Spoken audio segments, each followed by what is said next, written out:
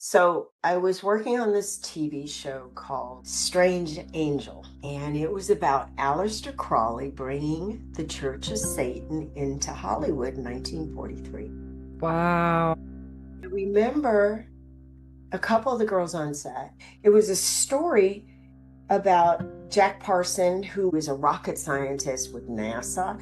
Like it's so like boom when the veil is lifted, you're like, holy this is real. And he was working in the science in the space department and became a part of this community that Aleister Crowley had this church. And they would do rituals, demonic, Illuminati type rituals, and how they really, you can look it up, it's on IMDb. And so I would go to work in the morning and I was in charge of the script, right? Manning script, taking all the notes for the filming for this whole series. And I remember the makeup girl going, how do you feel when you get to work? And I go, man, I like pray and ask God to protect me every time I show up to set, because I could feel the demonic energy encapsulating this show. That's when I thought, this is the whole industry.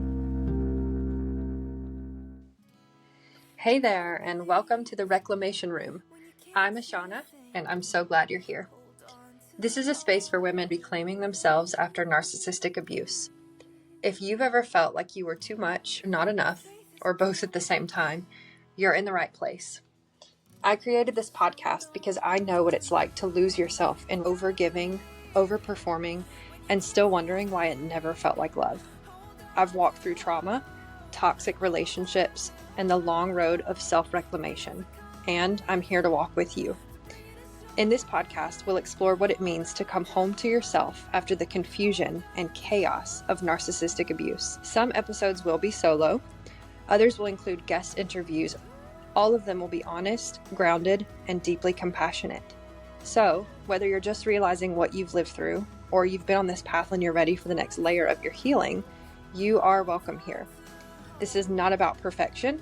This is about reclamation. Hello, everyone. Welcome to another episode of the Reclamation Room. This is the podcast for women healing from narcissistic abuse and betrayal trauma. I'm here in the studio today with Hillary Powers, my newfound friend. She was a child TV star. She's an author. She's a transformative coach who I know has so much insight to share with you guys. This has been an awesome conversation. Hillary, I want to say, thank you for being here. I'm so excited for everyone to meet you. I am beyond excited to share my heart with y'all. Thank you for inviting me. Yeah, thanks for being here. My mind tried to capture me today, so I was just praying and asking God to quiet my thoughts. Yeah, You know how that is. I do. Would you prefer to reschedule? Is this a good day? Because I'm so flexible. No, don't worry about it. No, those are the days when you just have to forge. Okay. That's the practicing the work. It absolutely is. Why can't I just not be perfect all the time? It's like that's such an illusion. It's so painful. Yes, it is. Very painful living in your head, especially when you're trying to be what? Where am I trying to go? I'm trying, when I become somebody, it's like, God lives in the moment. What are you talking about? Yeah. Yeah. It's a big, it's kind of a leap of faith for me even doing this podcast because people have always told me, like, oh my gosh, you should do a podcast. And I would think to myself, like, yeah, over my dead body. Like, number one, that's a lot of work because it is. It's a lot of work to have your own. It's so much easier. I prefer to guest on people's podcasts and let them do the work portion because it's a lot. But number two, it does it's a balancing act. Like I'm walking on a tightrope sometimes of like I coach people through the inner critic and debunking that and like don't be so hard on yourself. And then I'm on camera a lot of the day and I'm having to coach myself through that also and like, okay, practice what you preach. Like this is the real test here. It is a leap of faith for me. I'm going through this growing pain. It's like I'm building, like I just decided to do this 3 months ago because I mentor women and have for 40 years. And I always have these one-liners. I call them my Hillaryisms. And my friends are like, you should, why don't you do a podcast? And I'm like, dude, I don't want the responsibility. I don't want I worked for 35 years making movies. I'm freaking exhausted. So I'm in my 60s, remarried again with a great guy, nice Christian, just everything that a woman could wish for. He's a great human being, flawed, damaged, traumatized, just a good guy, just trust God with all his heart. What more do you want, right? So I'm doing this whole new venture and it's just not it's not happening fast enough. Mm-hmm. Who's Yeah. time living in mine? And so, and I'm spending this money doing it. It's like it's not cheap trying to Yeah. rebrand yourself. And I don't want to be, I don't mind modeling and doing some kind of commercials here and there. We're talking about Satan's playground. Welcome to the film industry. I bet. I bet. You have no idea. When you're in the belly of the beast, you're just like, and when you are awake, Mm-hmm. I lived in, like this for so long. And then when I woke up, I was like, this is where it's all been formed. So that brings me to a question. When you were in the industry, did you realize while you were in it? Yeah. Well, when you go up in it, like, I don't even know that, Satan goes after your senses. Mm-hmm. You're seeing, you're tasting, you're touching, you're feeling, you're smelling, like all those senses, because those were the gift that God gave us. The sixth sense is the one we tap in and we get the source. We get energy so we can use these wonderful gifts. Yeah. What happens is we get captured by the gifts and we think the gifts are the power, not the power who gave it to me. So here I am, as a kid, I was like this, I was a cartoon character, but I did. I saw that. Sally and Charlie Brown Peanuts. So it sounds like, oh my God, you're so lucky. You think Yeah. that I was a kid. I wanted to just be a kid. I have brothers and sisters. I didn't want to be treated differently, but I was a meal ticket to my mother. And so when you're a meal ticket, you don't have a choice. You just have to feed, others. So when I was geared, if you don't do this, your brothers and sisters are going to starve.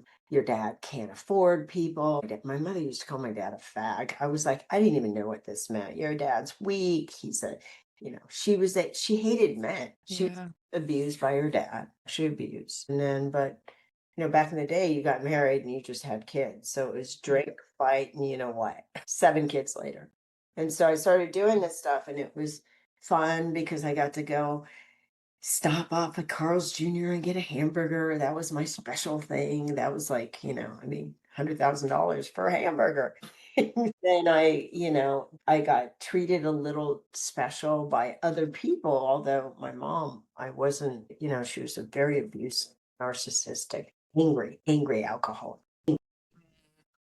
And so, I'd get candy and so it was the seduction, we'll feed you and then you perform. And so as a kid, I grew a character based on that. So you take that character building Yeah. principle, you teach kids, do good and you'll get a pat on the back. So we do things, it's a natural instinct for children to want to please, Yep. totally natural. Like you can go to your kids, okay, I need a really strong boy. And it's like, oh, to take the trash out, I can do it. So we do that, and the little girl goes, who's the cutest little girl? She's like, I am. Well, when you get kids to do that in the film industry, you're just like getting them, you're like, here's the carrot. And so, as a kid, I kind of grew this character of people pleasing. And then I was living in such a traumatic home, it became my coping device. I had to please. Otherwise, I'll be withheld of any morsel of love from home. So I would do more and more and more until and then I end up leaving that, becoming a good girl, turn bad. I end up going back into the film industry in my 20s. But I didn't want to be an actor because I was Me Too'd. I did that, take your clothes off. Okay. Yeah. Tenure. Okay. And I just wanted to use my brain. So went to UCLA and got in film and I became a script supervisor so I could be the smarty pants and earn that. So I'm working on all this stuff and I'm watching all these movies and I'm like, God, this stuff is so crazy. How can they come up with these things? That's when I started questioning. And then in 19, no, 2000 16, 15. I had questioned things going on in the world, but I always kind of stuffed it back down, don't deal with it, and I was believed in God, and I would read the Sermon on the Mount for my AA groups, and I go, what a cool dude. Yeah, he's great. But never really surrendered to, there's a difference to comply and surrender. Comply is like, yeah, okay, cool. I got a gun in my back pocket. Yeah, I'll stop shooting. And surrender is like, I get it. I'm done. You got me, uncle. So I was working on this TV show called Strange Angel, and it was about Aleister Crowley bringing the Church of Satan into Hollywood in 1943. You were working on this film? The TV show series. Wow. I remember a couple of the girls on set, and it was a story about Jack Parson, who he was a rocket scientist with NASA.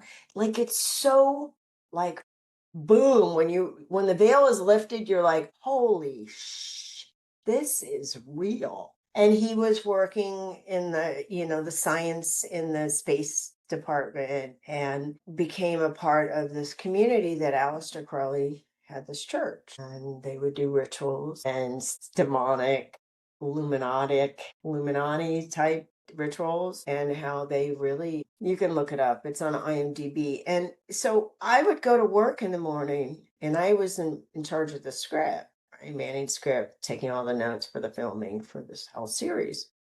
And I remember the makeup girl going, how do you feel when you get to work? And I go, man, I like pray and ask God to protect me every time I show up to set, because I could feel the demonic energy encapsulating this show. That's when I thought, this is the whole industry. They started in the radio. Remember when they did that? What was it? I can't remember the name. You can remind me, where they had like the world's falling apart, that radio show. Remember the big radio? Well, I mean, you weren't even a thought at the time. I'm gonna have to look it up though. Yeah, but it was like they did this radio where everybody thought it was real. It was so real. It was a radio show. Oh, I've heard of that. I know what you're talking about. And that was like a test run of how easily we can be manipulated by Yeah. our. And so, and then you get the film. So now you have your eyes, your ears. So it gets your feelings going. And then we get seduced. We don't even know. It's like, I love this movie. It's so great. It's like, oh my God, you're agreeing. You're setting an agreement with the devil. Mm. Wow. So that was kind of the awakening. And then I started thinking, do I want to keep doing this? And I've done a lot of stuff, and I've kind of vacillated back and forth. But now I'm at a place where if I'm going to be on this platform, I'm going to use it for good, and I'm going to share a message of depth and weight that helps you surrender to God, or surrender to, giving up your addictions, because that's all controlled in your senses. So you become as ungodlike as possible when you're getting high. Last thing you have is morals and values and truths. And Wow. so, yeah, so I a couple months ago, in July, went down. I live in Florida now. I used to live in California, and I pulled the trigger and divorced my husband, who was not a believer and heavily addicted. And I just couldn't live with it because I'm sober. And it was like every day I was depressed. And Yeah. so I kept saying, if God's for me, who can be against me? God's for me. So I pulled the trigger. I went to Atlanta, not really knowing anybody. My brother was there, and unfortunately, we had a falling out. And we said, to this day, we're not talking. I've made amends, but family traumas trigger things, and people just don't ever want to revisit them. And then I ended up coming down to Florida because I missed the ocean. Mm. I was raised in California on the beach, and I came down here not knowing anybody. I kept saying, if God's for me, who can be against me? Thank God I have a community, Alcoholics Anonymous. So I feel like I have a community, and I've gotten in a church here, and I serve, and I've kind of, how can I be of service in any capacity? Yep. And then when I came down here, I said, I think I'm done working on movies. I'm finished. And I never, ever, ever thought I would ever say that, because I was so addicted, following the circus, the excitement, always in that excitement. And once I had paused, it's like, wow, I didn't realize how exhausted I was, but I kept pushing myself and pushing myself, pushing myself. And so when I went to this film festival, there was a woman who was putting balloons up in this party for the Florida film. It was a Florida film, and I didn't want to talk about movies. I was like, ugh, you talk about another movie, I don't care. Oh my god, yeah, so and so's, yeah, they're all crazy. Trust me, everybody who's in front of the camera is so messed up. That's why they're in front of the camera. They want you to think they're good. It's all an illusion. And so I saw this woman putting up balloons, and I said, "Can I help you with the balloons?" Because I'm be of service. And she says, "Yeah, sure." So we start talking. She said, "Would you like to come? I'm a professor at Nova State University." I was like, "I don't even know what that is." I'm like, "Okay." She goes, "Would you like to come talk to my graduating class about mental health and dealing with the trauma?" I go, "Wow, okay." I mean, it's so interesting when you make yourself available for God to shift your gears and to change your directions. Because when I'm in my mindset that I know what I need, I know what I want, well, Michael, blinders are off. I'm like this. But once I open up and just, you know, if I wasn't open to give to this woman, my gifts that I have today would not be here. We would not be talking. And so I went and I shared at her class for her graduating class, sociology department. She's a therapist. And she said, "You really need to do this. This is your calling." And I was like, "Really?" Because it's effortless, it's easy. I just have to, God places me in a position to be of service, and I just have to show up. And so then I ended up speaking for the Fort Lauderdale Women's Chamber of Commerce, and then I got another gig, and then I thought, I think I'm just going to go on podcasts and see where it takes me. So now I'm in this another phase of my development, meaning, okay, I guess this is my last chapter. I guess. I don't know. We'll see. I've always had that sense of the more I say I don't know, the more I know. Yep. I can relate to that. Yeah. So it's like, okay, God, where am I going next? And here I am. Gosh, I am loving this conversation because I know, on the one hand, I know that I'm going to have listeners of this show who maybe feel like they can't relate. Like, I haven't been in the film industry, the movie industry, the TV industry. Maybe I don't believe in a certain type of religion. Like maybe the words that you're saying at first glance, it might be a sense of, I can't relate. But I'm listening to you and I'm like, you know what? I just had a conversation with my best friend recently about posting our work on social media. She's an artist and I'm a word artist. I'm not very artsy fartsy, but we share our work Yeah. and we shared this common sentiment of when we send our work out into the world on social media, at first it feels icky. Oh, you feel Yeah. And aching. it's this energy, it's this living, breathing energy that is social media, and you can feel it. And this is what I always share with like my clients, my listeners, people that I just randomly meet. We end up talking about things like this. It's crazy. But like we do have that extra sensory perception and we feel the energy of things. We're feeling humans, right? Like we have that ability and you can feel that social media can be icky. And so I imagine it's the same with the industry, like something's not right here. Red alert. There's some kind of alarm system going off somewhere. I'm assuming that woman felt it when she asked you how you felt when you show up to work every day. And And we so, we started praying together. I mean, yeah. I wasn't even I wouldn't even say I mean I ended up getting saved, but this is pre. It was like I just knew Mhm. that I had been putting so much power into my outside life. It was controlling my inside life. Yes. And I had to turn the funnel around. It's like, no, this is where I live. I got to be really okay. Like, take a breath. This is where I live before I emerge to out Hmm. there. Before it's like I post things also, and it's, am I doing it to get something or am I doing it to give To something? give something. Really, really, really be mindful, put into my mind, fill my mind with my reasoning is Yep. so I can add to someone else's life. And you know what? Some days I can't. And well, oopsie. Yes. Oh, wow. It's not about, look at how many hits I got. Look at how many people like me, want me. It's like, do I feel as if that I added to the universe? Am I here to suck some air out of it? And pay attention to how you feel. This is how I feel personally. Like we can come to things with great motivation and the best of intentions, but pay attention to how you feel after the fact, because you could have great intentions and be in an environment that's maybe not aligned for your best interest.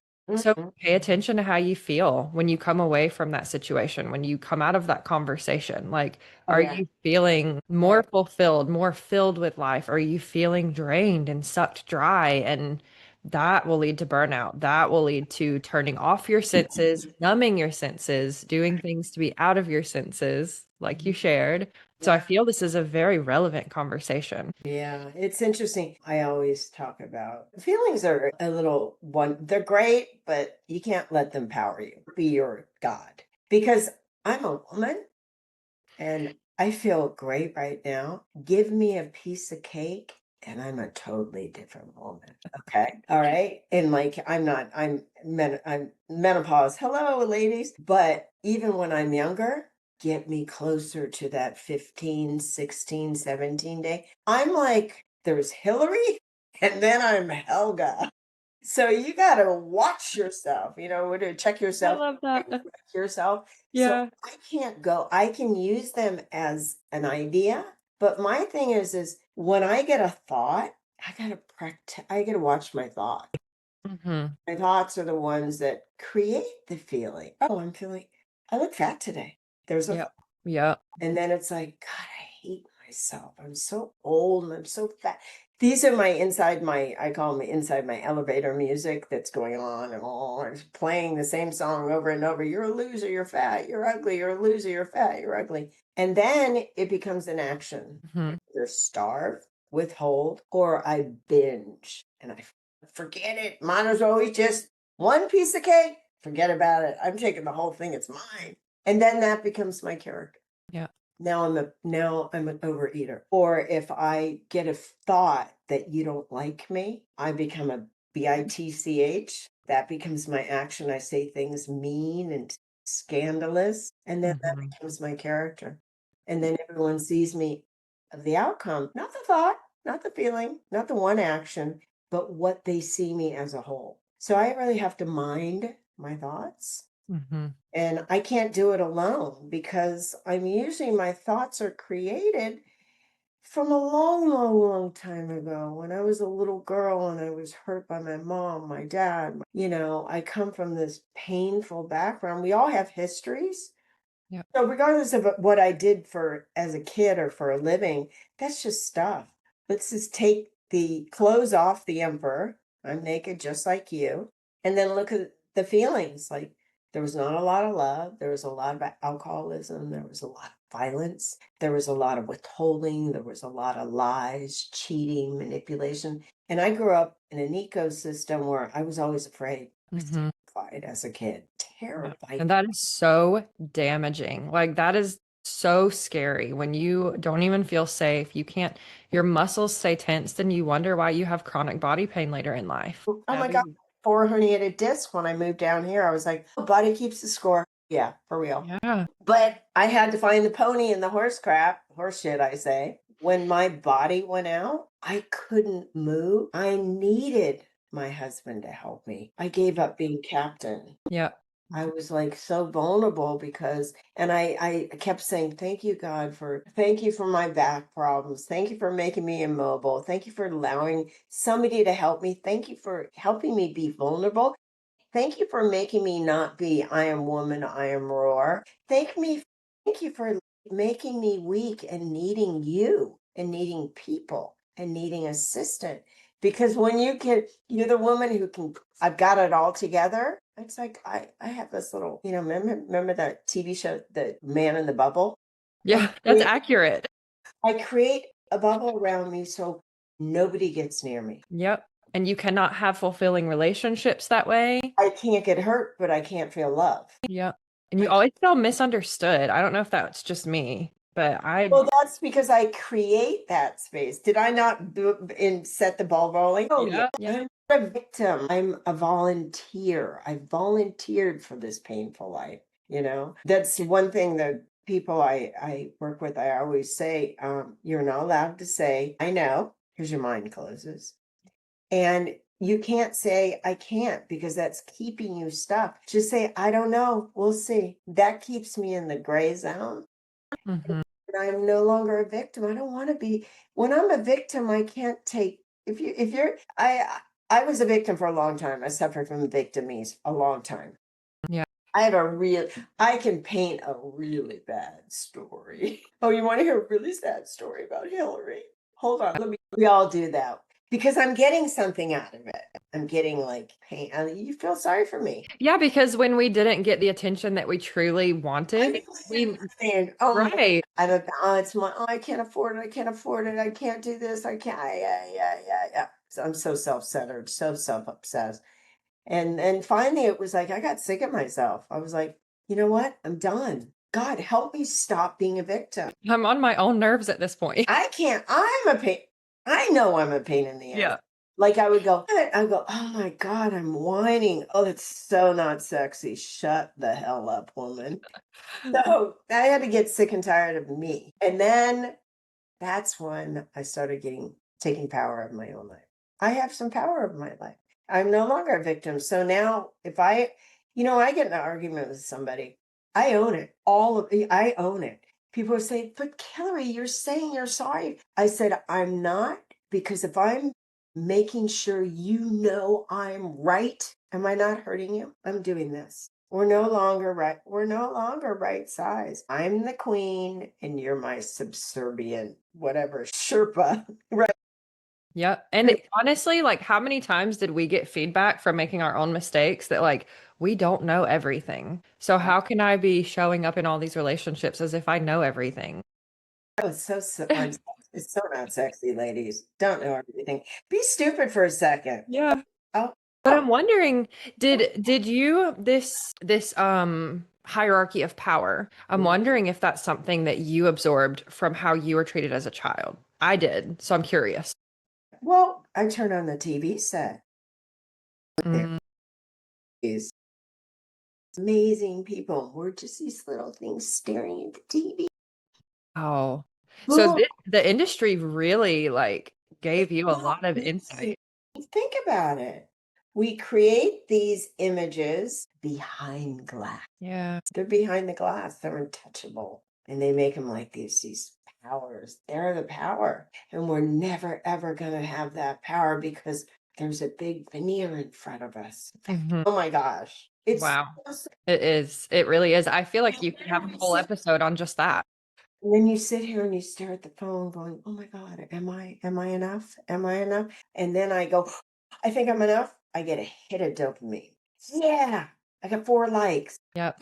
It's Good. a microcosm, right? Social media and these influencers, it's just a smaller version of what do they call it? Hollywood? Is that what you would call it? Yeah. Hollywood. Yeah. Yeah. But then the other thing is like, that's why I try to get the girls I work with to get back to the basics of, the only way I can get out of trauma is to get into the right here, right now, because my trauma is really not today. It's I am reflecting and projecting everything that already happened to me into the day I'm in to create my future so I can be a victim again. Yes, it's coloring. I call it like trauma tunnel vision. And I say this with the utmost like I did it too. So I'm not in any Oh way shaming my you. God. Like you put your goggles on and everything's colored by the trauma, so then what are you going to see in front of Oh, you? totally. And it's literally, I have made so many mistakes and I share all my mistakes. I'm like, look at it. You can't hurt me with this because that girl is dead. I no longer lead with her. So you can talk about how sold drugs, sold my body, lied, had abortions. I've done everything. Got arrested for assault and battery, for robbery. I've beat up men. I've beat up women. I've lied, manipulated. I've done all that stuff. God has given me a playground. He says, go at it, girl. And every time he says, you want some help? No, no, no, I got it. I'm okay. I'm fine. I'm fine. Right? Who's that sound like us, right? Would you like help? No, I'm gonna do it myself. I'm like the 5-year-old. Would you like want me to help you with your shoes tight? No, I can tie my own shoes. Throwing it all over the place. Okay. God has given me that playground until I finally hit my bottom, which is a great place to be if you guys are at a place where you're like, I can't do this anymore. Congratulations. Now you're ready. Because I can't build a new life if I still keep grabbing at materials that I think might work. I got to be done. And then I can build a new foundation. And then I can stabilize. Like, am I drinking enough water? Did I eat okay today? Remember with your kids, it's like, oh, honey, do you need a nap? Do you need something to drink? Do you want your bottle? Do you want a cookie? Oh, you want to go outside and play? You want to pet the dog? Go look at the butterflies. Go smell the grass.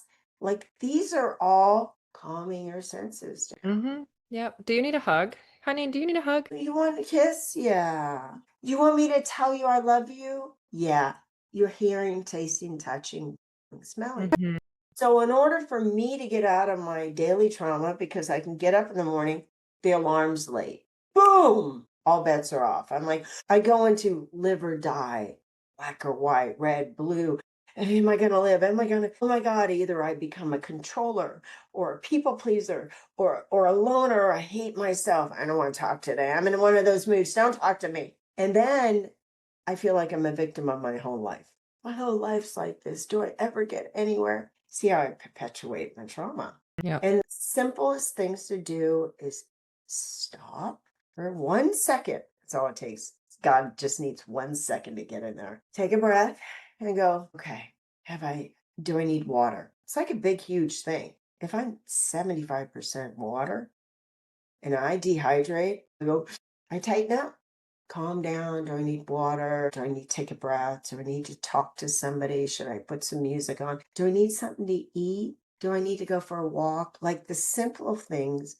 And then I can stabilize. And once I stabilize, I feel safe. I can't go anywhere in life until I stabilize. And that's what happens when there's an earthquake and the shaking stops. Everything falls. You feel stabilized. It's done. It's like the storm, hurricane. When it's finished, you're like, I can breathe now. And that's what I do in my life. I create this, I create because, I'd love to say, a lot of people say, it wasn't my fault. Who is in your life right now? Are you always a common denominator in all your mayhem? Yes. Then you're the one. Bingo, you won. You're in control. So why don't we switch that, turn the other cheek, look a different direction and go, oh, okay. I did create 99.5% of my problems because I'm in it. 99.5%. I'm the other, part in it. Then I can create a good life because if I can take credit for the things that went wrong, then I can just really take credit for the stuff that go right. Instead of waiting for you to fix it, I can do it. I can be a part of the solution instead of keep beating the drum of mine, the problem, the problem, the problem, the problem. Yeah, I love how this can look different for everyone too, because like we said before, if we've had that moment of self-awareness and we're like, maybe I'm in an environment that doesn't feel good for me, right? Like tapping into that feeling sense. You're the common denominator here. Okay, this is following you around. What have you been pouring into yourself with? What have you been absorbing from your environment? What have you been filling your mind with? What have you, like, we're scrolling, we're reading, we're listening. You become most like the people that you hang out with. Like maybe it's time to leave those environments. Even Yeah. if it's just that, even if it's a small tweak, like change something, do something. If it's for an hour, so you can feel the difference from being in it and Yeah. out. Because I can make a decision if I only see one way. Yeah. If I'm only driving forward, they go, why don't you go to the left? I can't see the left. Yeah. It, And as children, when we've grown up in environments that a lot of us on this show, listening to this show, have, that was our perspective of the world, was what we were given as children. So Mhm. if we're carrying that one perspective with us, the onus is on us now. Like we have that responsibility if we're going to care for ourselves and protect ourselves and have better boundaries. How are we going to know what we truly need unless we go out and research it? Yeah. experiment, find new perspective, find new ways of seeing things. Yeah, and we get to do it. We get to. That's a big word. Instead of I have to go to work. No, sweetheart, you get to go to work. How lucky you are you have a job. Mm. Like I start saying, that old saying, half empty, half full. But I Yeah. always say it's the pony and the horse shit. Like if there's a pony there, go find it, girl. Go get it, I girl. love that. It makes it feel less hard because I remember when I was first realizing, like you said, like it comes off and you're seeing everything. I remember literally crying in the floor because I felt so helpless. I was like, I have no idea how to do any of this. I'd been on my own since I was 17, but prior to that, I was the parentified child. Like I'd never got to be a child, but I also never knew how to be an adult, right? So I was just trapped in this place of like, I don't know how to do anything. And the way you just worded that, that would have helped me then, Yeah. right? Because it would have given me the power versus the helplessness and the fear. Well, that's that black and white thinking. That's the trauma black and white thinking. And once you get stabilized, you can see the gray. I would say the gray, I'm all gray, but like, I can own that now. But, the gray zone is black, white, 98 shades of gray. So you have so many different avenues to go. So if you kind of like broaden or you're looking at it from a broader perspective, you're like, okay, so I'm with somebody I really don't want to be with. I'm not happy. I feel stuck. What if I just go out for a couple hours today? I want to see what it feels like to not be in this prison in my mind place that we place ourselves in.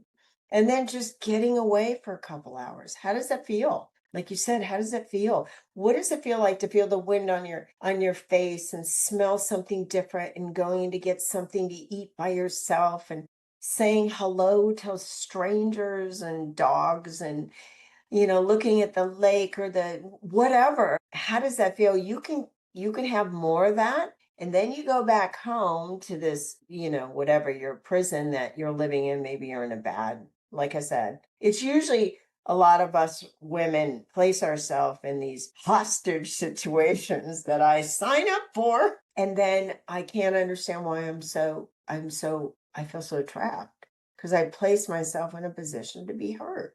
But what if I take myself out of that position just for a second so I can taste what it feels like to have a different experience? And then I can get really hungry for it. And then I figure Mm. out to go get it. Your senses come back alive. So, okay, let me see. You have children's books that you haven't published yet. I have two children's books. I'm actually taking a class right now, and I just can't, I'm coming up with another one. So cool. Yeah, my brother wrote most of it before he died, and then I finished it. I cleaned it. Wow, that's special. And so it's kind of our book. And then I have a memoir, which had Peanuts to Percocet, Notes on a Hollywood Childhood. And it's about abuse and it's about living, you're not what you've done, basically, in a nutshell. You're not Yeah. what you've done, okay? Because I was just in a reactive state. And it's about my brother dying and knowing that I had a value, regardless of what Mhm. I thought I had. It's kind of like a redemption book. I wrote it, it's my first 30 years. And Is then, that already published? well, I had it on, what happened is it went with Brandon House at the last minute, it fell apart. It was Mhm. like wind out of my sail. So I rewrote it, I re-edited it, and then I put it on Amazon and then I thought, they own it now. So I took it off. And then I took my POA, my power of attorney over my property again. I filed for that. And then I got involved with an agent who wanted to pitch it as a movie because it could be like an 8-part, like 13. Remember that TV? There's Yep. stuff in that. And then I got a director to do it, and that fell apart. So now I'm back. Interesting. So I wonder if this was like a protective capacity of like it wasn't time or that wasn't the right place, or if this was like an attack of like we don't want you to get this out there. I don't know. I think it might be a little of both because, right, at the time, I remember going to this guy who did my numerology, and in my chart, he's like, don't do it. Don't put it out there. You do not want to do a movie on it. And then the guy was trying to do a movie after, and he's like, you need to stay away from this. Wow. And I was like, wow, that's so weird. And so now I think it's taking on a different life because now I'm away from it. Yep. don't want a movie of it. Change the environment. Totally. Frequency, turn your frequency. You got to shift the frequency. So who knows? Who knows? I don't know, but I want to get it, that's what I'm doing. So there's where I'm at. I'm looking for a publisher, a proper one. I'll probably hybrid it. I just know it's a message I'd like to get out there because I went through a lot. I always think, I know everybody goes through this. And then when people hear kind of where I come from, they're like, are you kidding? And the wonderful thing about it is, despite what I went through with my mother, I don't have one ill feeling about her. I have practiced the art of forgiveness because I started identifying that hurt people hurt people. She was hurt. Yeah. I reacted to it. I became that character based on my reactions. I became that character. It's not her fault. I kept making it her fault. I'm broke because of her. I'm a bitch because of her. I can't get a job because of her. Because we always fall in our nemesis. And finally, I just thought, my mom, I had to look at who I became because of her. And then as a result of that, I started seeing her as a human being who was reacting out of her pain and her trauma. And I started forgiving her and saying she wouldn't have beat me if she wasn't so tortured herself. Like mothers don't have children and say, how can I not feed them for months at a time? How can I steal their money? How can I beat them and hurt them and hate them and abandon them? And how can, no, she was so sick. So I forgave her because you know what? I want people to give me some grace too. I feel like this is important for people to hear. And I have a question. Yes. So don't think that there's a right answer to this question, but I know people listening are probably going to be wondering, was your mother ever able to take accountability for the things that she did to you, or did you forgive without that piece? I forgave without that piece, my friends, because we keep trying to get you to see, I did do it. And then I can go, "Ah, at least you owned your shit, woman." Yeah. Unfortunately, my mother died homeless, drunk. I Wow. got her into, I got her into probably 8 rehabs. And, her dying gave me life. Mm, I got to see she's just a mere reflection of me untreated and not taking care of herself. Because, wow. I mean, but for the grace of God, there go I, meaning I'm her, except I chose to say, I can't do this. I'm weak. I need help. I surrender. Please help me. And when your ego is protecting itself all the time, even though it's my life, I can screw myself, that's the ego protecting itself.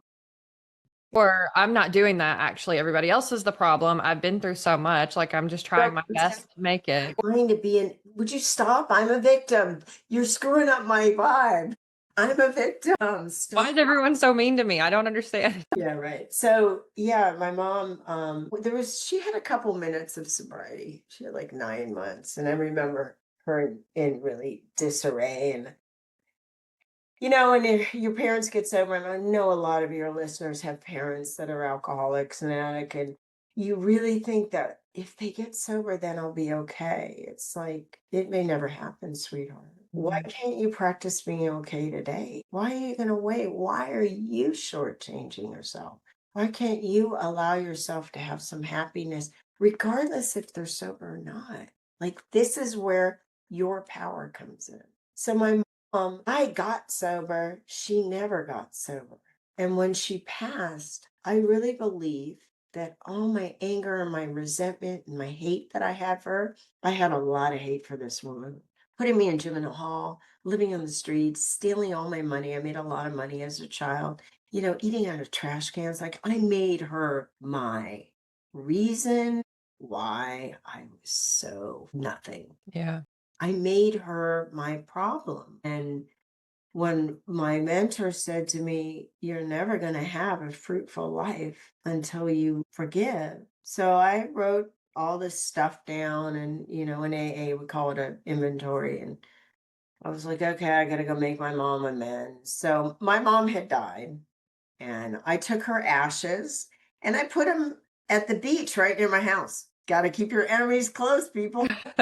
I was like, my my sponsor, my mentor said to me, "You got to go make amends to her." And I go, "Okay." Without having a fight, I said, "Okay." Practice saying, "Okay, you guys." Just you're not saying you're right. You're just like, "Okay."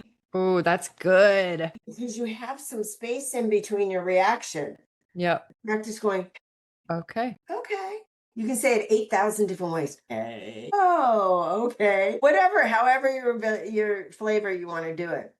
And so I wrote all this stuff down. I wrote, I resented my mom for all this stuff. Like I had a fucking laundry list. Yeah. Yeah. Hard- Yeah, that's okay. We cuss here. Okay, good. So I had this laundry list and I'm like, oh yeah. So I wrote it all down. And then the other side of the page, I wrote, okay, what did I do in retaliation to that? So I'm like, okay, my mom didn't take me to the doctor because she told me I was too expensive when I broke my arm. So when I got mad at her and I broke her arm, what do you think I said to her? You're too expensive to take you to the hospital. So my reaction, I wasn't acting, I was a reactive state. What character did I build? Who did I become? I Mhm. vindictive, spiteful woman. And I blamed it all on her. So I had to look at who I had become. Now, all of a sudden, she doesn't look so bad. She looks is hurt. Now she looks like the victim. Wait a minute. I thought I was the victim. All of a sudden, I start looking at her going, wow, she's as tortured by her mind as Yeah. and then all of a sudden I'm right sized. So then I started having some empathy for my mom. My mom was abused, molested by her dad. God, she Yeah. must have been in pain. I mean, just having those memories and then having to get married and having all these kids and never being parented and loved and nurtured and healed. And she had 7 children and she had all this. Hello, this became her solution. So what did I do? Yeah. Same thing. That became my solution. So all of a sudden I'm right size. And I love telling the story because this was the most pivoting point of one of my big moments in life. I was 38 years old. And I had, like I said, I put my mother's ashes on the beach. Now, in order for me to get to the beach in California, I had to go underneath the highway because there was a tunnel because it was just traffic was too crazy. Mm-hmm. I went underneath it and I sat down and I had this long thing and I'm reading it to my mom and I'm telling her I'm sorry and I'm making amends and I'm crying. And all of a sudden I feel this ease and comfort. And all of a sudden I'm like, wow, this is like, oh God, I purged, that feeling Yeah. of purging. I was doing continuity. I'm a script supervisor by trade, which means I pay attention to everything and I pick out the flaws. Like you all watch a movie, you're like, oh, that's wrong. That was my job. Trust me. What a cool job. I feel like I would be good at that job. Yeah, there are a lot of factors when the director goes, it doesn't matter if he's wearing a yellow hat. He's such a good actor. I'm like, it was blue before. Don't worry about it. They won't pay attention. I'm like, okay, it's on you, dude.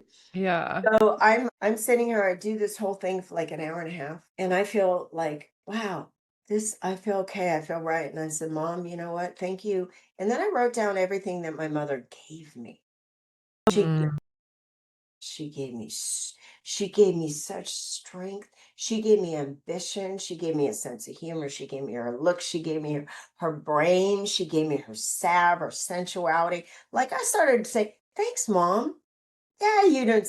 But you know what? When you didn't feed me, what did I do? I went out and found food. Thank you for giving me that. That's brave. That process that you just talked our listeners. But it was tough, but I get to be in charge. Finally, I'm no Yeah. longer a victim. Yeah. And all of this speaks to the beauty of the human heart, like, Oh my God, I'm a victor now. I'm a victor. So I do this. And then all of a sudden, I turn around and I go back underneath the tunnel. And but for the grace of God, God is my witness. Someone in that time when I was out at the ocean had spray painted on the side of this cement tunnel. It's never too late to have a happy childhood. wow. Wow. That is beautiful. And I looked at that and I thought, wow, I can have a different perception of my childhood now Yeah. because I have the power to see it differently. So now I'm Yeah. like, My mom was awesome. Oh, she was batshit crazy. Satan on Sundays or Satan on Saturdays and, Michelangelo on Sundays. She was the best for me because I Mm. really like the woman I am.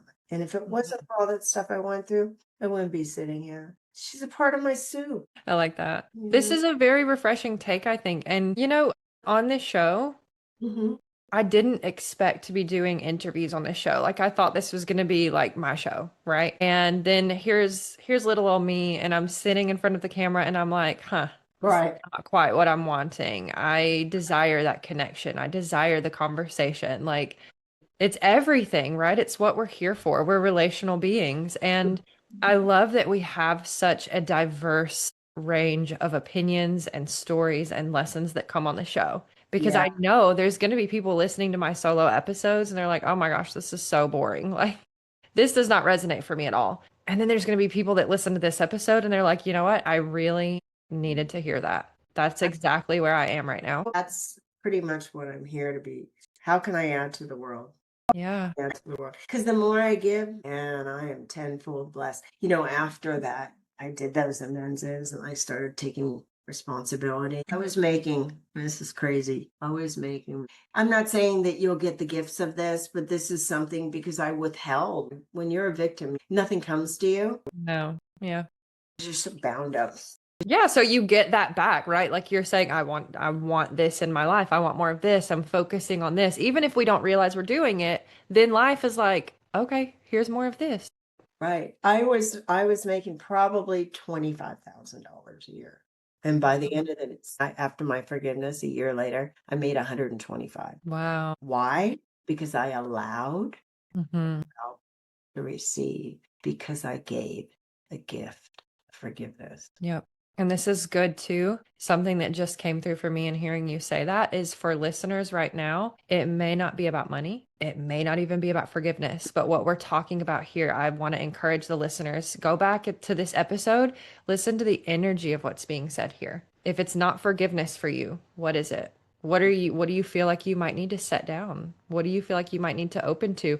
Maybe you don't need more money. Maybe you need a sense of connection. Maybe you need more creativity. It's there. You have the power. The funny thing is because as a child, there was so much taken from me.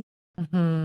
I made a living. It was like now I was allowing myself to receive my hard work I earned. I get Mm. the reap the benefits. The self-worth, I stopped throwing up. I was a bulimic. I stopped throwing up because the rage was going away. Rage. Oh, I, I'm sure you had to swallow rage and swallow your I words. stuff the anger and then just get rid of it. But now there was no stuffing, so there was no getting rid of. So all these things, like I didn't have to look in the mirror and say, God, I hate you, Hillary. Mm. That's my favorite thing. I hate you. Like, it's so ugly. Oh, I'm so sorry. yeah, now I don't do that. Now I'm like, And my favorite part of this story, I think, listening to you and remembering my story too, I did things that I was not proud of. oh well, oopsie. I'm a hot mess. Oopsie, Yeah. no longer. Yeah. And I'm truly sorry. I'm truly sorry for the people that I hurt in that. And if I'm going to hold that space for my mother, for instance, and say like, gosh, you were really struggling. Like you had no idea what you were doing. You were hurting. I have Yeah. to be able to do that for myself too. Yeah, yeah. I have to give, if I want love, I have to give love. Yeah. I want empathy, I have to give empathy. You get what you put out. It's really simple. Not easy. Simple. Really simple. It's hard. Yeah. Yeah. Well, this is a nice conversation. I appreciate it. Program. I've enjoyed it. Well, so, but when we first got on the call, you shared that your mind was kind of trying to hijack you a little bit today. How are you feeling? I feel so much better because I centered myself. I got Yeah. water. Notice that. I Yep. stabilized myself. And as a result of that, I come out of me. Because Yeah. my mind can hold me captive. I get so captured by right? It's like, pause, honey, don't take yourself so serious. I'm not that important. I'm just one molecule with the rest of the world. So it's interesting when I allow myself to simmer down, slow down turbo. All of a sudden I see some different things. Hmm. And when you're going so fast in the car, you can't see the out. You can't see this. Yeah. When I slow down, I'm like, Oh, wow, it's not that bad. Okay, I'm just tired. Oh, I need some water. You know what? I'm in my head too much. And then we shared and it expanded. Yeah. I love the feeling that when I'm on these calls, we change time. Like it expands, it slows down, we zoom in, we zoom out, like, and we're carrying this forward with us, right? Like it's Yeah. all a part of the whole now and it's gonna go out in the world and here Yeah, it is. Here's our baby. So here it is. yeah, I've greatly, you're so fun. So okay, what is your astrology sign? I'm a Gemini with the Taurus rising and a Sag moon, and my love is in Cancer. Poor tortures. But that means a difference. Yeah. Yeah, Yeah. Yeah. I'm here for it. Yeah. Yeah. You know what? I have the power to change the trajectory because I'm an energetic frequency that if I protect my biofield and I allow myself to emulate from the inside out instead of making it from the outside in, Yeah. my life is good in the day I'm in, but I can only do it right now, Yes. right, Yes. right now, right now. When I say God, God, God, I'm literally calling in a power greater than Hillary. That's it. I love that. Thank you for inviting me. Yeah, thanks for being here. Oh my gosh. So I want to have you on for another episode one day, Okay. maybe in like season 2 or 3, because I'm very much into like debunking conspiracies and proving conspiracies. So like taking things and being like, but did you think of it this way? Oh my God. My poor husband's like, I was listening to I didn't know if I'd say anything, but I started watching the book of Enoch. Oh, yeah. It's like, don't listen to that shit. It's all because he's fundamental Christian. I'm like, and then I got this book called Myths. No, I haven't read of that one. Oh, dude, hold Interesting. on. Well, I'm here for it. I'm here for all of it. Oh my God. My husband gets so tired of me. He will be like cutting someone's hair. Myths. Unveiled. Okay, I'm definitely gonna get it. Okay, I'm here for it. And we'll do another episode soon. Okay, love it. Okay. Bye. Okay. Bye, sweetheart. Thanks for spending time in the Reclamation Room.